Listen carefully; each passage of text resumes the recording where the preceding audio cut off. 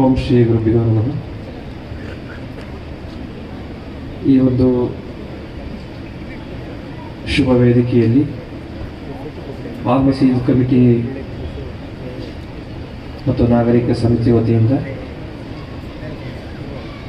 ಏಕತಾ ಸಮಾವೇಶ ಅಥವಾ ಭಾವೈಕ್ಯತೆಯ ಸಮಾವೇಶದಲ್ಲಿ ನಮ್ಮನ್ನೆಲ್ಲರೂ ಕೂಡ ಉದ್ದೇಶಿಸಿ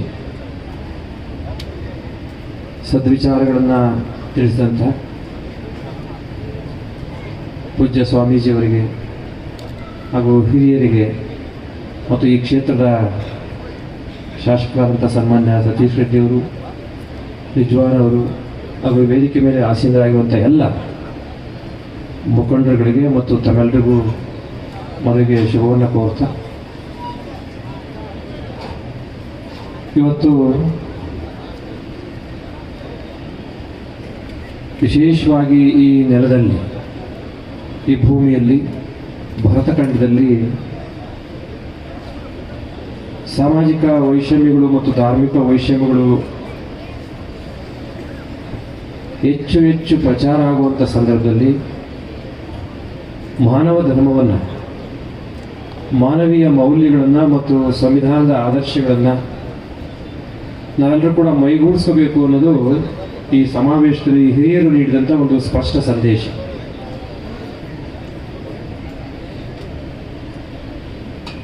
ಆರಂಕುಶ ಮಿಟ್ಟೊಡಂ ನೆನವುದೆನ್ನ ಮನಂ ಭಾರತ ದೇಶವಂ. ಅವತ್ತು ಕನ್ನಡದ ಕವಿ ಆದಿಕವಿ ಪಂಪ ಆರಂಕುಶ ಮಿಟ್ಟೊಡಂ ನೆನವುದೆನ್ನ ಮನಂ ಬನವಾಸಿ ದೇಶಮಂ ಅಂತ ಹೇಳಿದ್ದ. ಈಗ ನಾವು ಹೇಳಬೇಕು, ಆರಂಕುಶ ಮಿಟ್ಟೊಡಂ ನೆನವುದೆನ್ನ ಮನಂ ಭಾರತ ದೇಶಮಂ. ಸ್ವಾಮೀಜಿಯವರು ಕೂಡ ಅತ್ಯುತ್ತಮವಾಗಿ ನಮಗೆಲ್ಲರೂ ಕೂಡ ಜಾಗೃತಿಯನ್ನು ಮೂಡಿಸುವಂಥ ಮಾತುಗಳನ್ನು ಹೇಳಿದರು. ಮನುಷ್ಯರ ಮಧ್ಯೆ ಸಂಪರ್ಕವನ್ನ ಅಥವಾ ಸೇತುವೆಯನ್ನು ಕಟ್ಟಬೇಕೇ ಹೊರತು ಮನುಷ್ಯರ ಮಧ್ಯೆ ಗೋಡೆಗಳನ್ನು ನಿರ್ಮಾಣ ಮಾಡಬಾರದು. ಸನ್ಮಾನ್ಯ ಶಾಸಕರು ಹೇಳಿದರು, ನಾವೆಲ್ಲರೂ ಕೂಡ ಒಂದೇ ತಾಯಿಯ ಮಕ್ಕಳ ಹಾಗೆ ಬದುಕಬೇಕು. ನಾವ್ಯಾರು ಕೂಡ ಅರ್ಜಿ ಹಾಕಿಕೊಂಡು ಇಂಥ ಧರ್ಮದಲ್ಲಿ, ಇಂಥ ಜಾತಿಯಲ್ಲಿ, ಇಂಥ ಊರಿನಲ್ಲೇ ಹುಟ್ಟಬೇಕು ಅಂತೇಳಿ ಯಾರು ಕೇಳ್ಕೊಂಡು ಬಂದಿಲ್ಲ. ಭಗವಂತನ ಸೃಷ್ಟಿಯಲ್ಲಿ ನಾವು ಈ ಒಂದು ಭರತಖಂಡದಲ್ಲಿ ಜನ್ಮವನ್ನು ತಾಳಿದ್ದೇವೆ. ಇದು ಒಂದು ಪವಿತ್ರವಾದಂತಹ ಒಂದು ಭೂಮಿ. ಈ ಪವಿತ್ರ ನೆಲವನ್ನು ಕಲುಷಿತಗೊಳಿಸುವಂಥ ಭಾವನೆಗಳನ್ನು ನಾವು ವಿರೋಧಿಸಬೇಕಾಗಿದೆ. ಎಲ್ಲರನ್ನ ಒಗ್ಗೂಡಿಸುವಂತಹ ಒಂದು ಮಾತುಗಳನ್ನು, ಒಗ್ಗೂಡಿಸುವ ಒಂದು ಜೀವನ ಧರ್ಮವನ್ನು ಯಾವುದರಲ್ಲಿ ನೋಡಲಿಕ್ಕೆ ಸಾಧ್ಯ ಇದೆ ಅಂತ ಹೇಳಿ ನಮ್ಮ ಹಿರಿಯರು ಹೇಳಿದರು.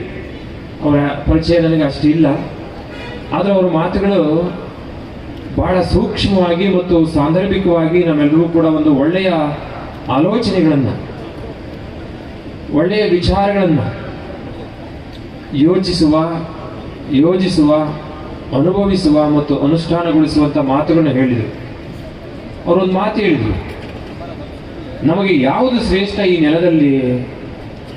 ಕಾನ್ಸ್ಟಿಟ್ಯೂಷನ್, ನೀವೆಲ್ಲ ಕೇಳಿಸ್ಕೊಂಡ್ರಿ ಅಂತ ಅನಿಸುತ್ತೆ. ಸಂವಿಧಾನ ಎಲ್ಲರಿಗೂ ಸಮಾನವಾದಂಥ ಬದುಕನ್ನು ಕೊಡಬೇಕು ಅನ್ನೋ ಒಂದು ಶ್ರೇಷ್ಠ ಆದರ್ಶವನ್ನು ಇಟ್ಕೊಂಡಿದೆ.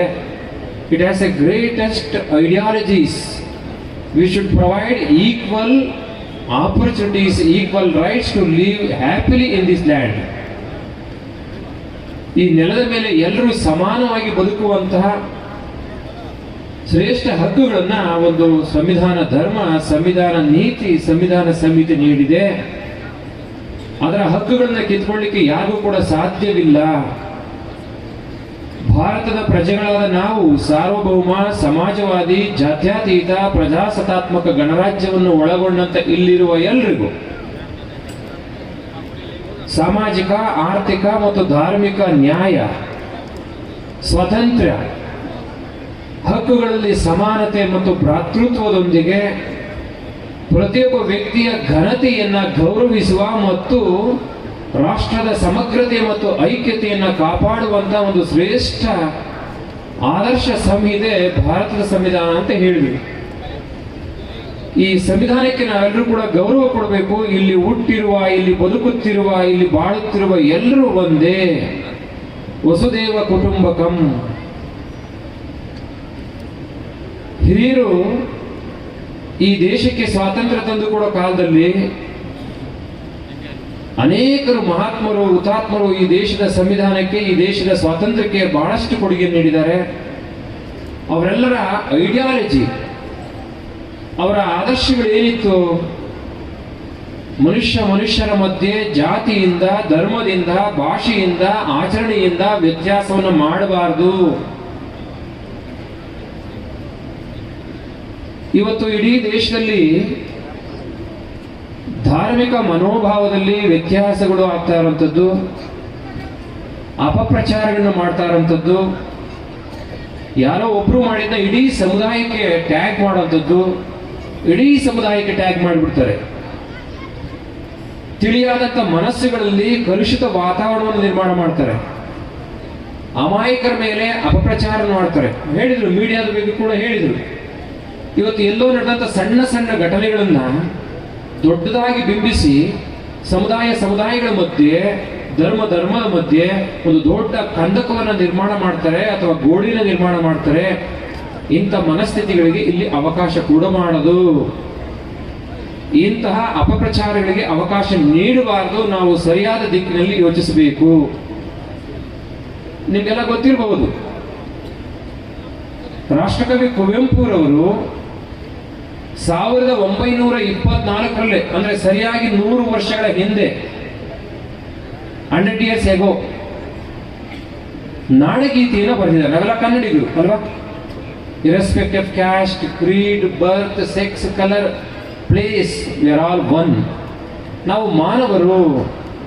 ಅವರು ಅವತ್ತು ನಾಡಗೀತೆಯನ್ನು ಬರೀಬೇಕಾದ್ರೆ ಹೇಳ್ತಾರೆ, ಹಿಂದೂ, ಕ್ರೈಸ್ತ, ಮುಸಲ್ಮಾನ, ಪಾರಸಿಕ, ಜೈನರುದ್ಯಾನ.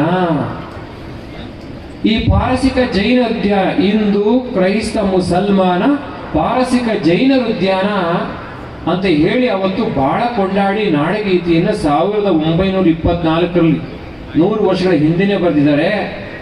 ಆದರೆ 100 ವರ್ಷಗಳನ್ನ ದಾಟಿ ಬಂದಿರುವಂತ ನಾವು ನೋಡ್ತಾ ಇದ್ದೀವಿ, ಇಂಥ ತತ್ವಗಳಿಗೆ, ಇಂಥ ಆದರ್ಶಗಳಿಗೆ ಕೆಲವರು ಎಳ್ಳು ನೀರು ಬಿಡುವಂತಹ ಒಂದು ಪದ್ಧತಿಯನ್ನು ಅನುಸರಿಸ್ತಾ ಇದ್ದಾರೆ. ಇದಕ್ಕೆ ಅವಕಾಶ ಕೊಡಬಾರದು, ಬಿಡಬಾರದು. ಇನ್ನೊಂದು ಕಡೆ ಕುವೆಂಪು ಹೇಳ್ತಾರೆ, ಯಾವ ಕಾಲದ ಶಾಸ್ತ್ರ ಏನು ಹೇಳಿದರೇನು, ಎದೆಯ ದನಿಗೂ ಮಿಗಿಲು ಶಾಸ್ತ್ರ ಬಿಹುದೇನು ಅಂತ. ಯಾವ ಕಾಲದ ಶಾಸ್ತ್ರ ಏನು ಹೇಳಿದರೇನು, ಎದೆಯ ದನಿಗೂ ಮಿಗಿಲು ಶಾಸ್ತ್ರ ಬಿಹುದೇನು.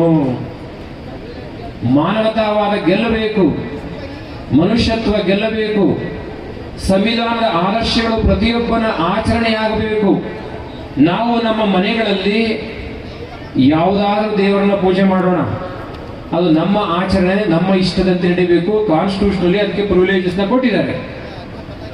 ಆರ್ಟಿಕಲ್ 25 to 28 ಅಲ್ಲಿ ಧಾರ್ಮಿಕ ಸ್ವಾತಂತ್ರ್ಯದ ಹಕ್ಕನ್ನು ನಮಗೆ ಕೊಟ್ಟಿದ್ದಾರೆ. ನಾವು ಮನೆಯಲ್ಲಿ ಯಾವುದಾದ್ರೂ ಆಚರಣೆ ಮಾಡೋಣ, ಮನಸ್ಸಿನಲ್ಲಿ ಯಾವುದಾದ್ರೂ ದೇವ, ಅಲ್ಲಾಹ್ ಇರ್ಬೋದು, ಈಶ್ವರ ಇರ್ಬೋದು, ಯಾರಾದ್ರೂ ಆಗಲಿ, ಯೇಸು ಕ್ರಿಸ್ತ ಇರ್ಬೋದು, ತೀರ್ಥಂಕರ ಇರ್ಬೋದು, ಗೌತಮ ಬುದ್ಧ ಇರ್ಬೋದು. ಆದರೆ ರಾಷ್ಟ್ರದ ವಿಚಾರ ಬಂದಾಗ ನಾವು ನಮ್ಮ ಧರ್ಮವನ್ನ ಹೆಚ್ಚು ಅನ್ನೋದು, ನಮ್ಮ ಜಾತಿಯೇ ಹೆಚ್ಚು ಅನ್ನೋದು, ಇವೆಲ್ಲವೂ ಕೂಡ ವಿದ್ಯಾವಂತ ಭಾರತ ಸಮಾಜಕ್ಕೆ ಸೂಕ್ತವಲ್ಲ. ನಾವೆಲ್ಲರೂ ಇವತ್ತು ವಿದ್ಯಾವಂತರಿದ್ದೀವಿ, 85% ಸಾಕ್ಷರತೆ ಇದೆ, ಪದವಿಗಳನ್ನ ಪಡ್ಕೊತಾ ಇದ್ದೀವಿ, ಶಿಕ್ಷಣ ಸಿಗ್ತಾ ಇದೆ, ಆದರೆ ಸಂಸ್ಕಾರ ಸಿಗ್ತಾ ಇಲ್ಲ.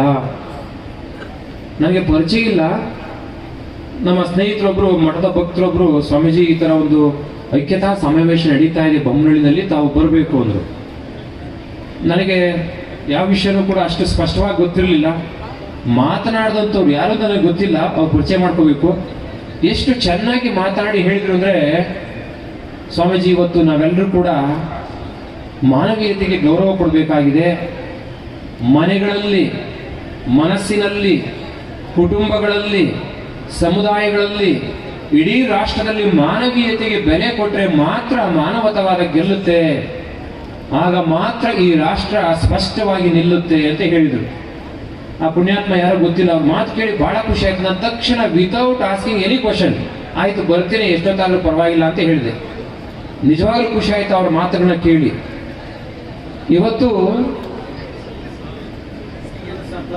ಸೈಯದ್ ಸರ್ದಾರ್ ಅವರು ಎಲ್ಲಿದ್ದಾರೆ?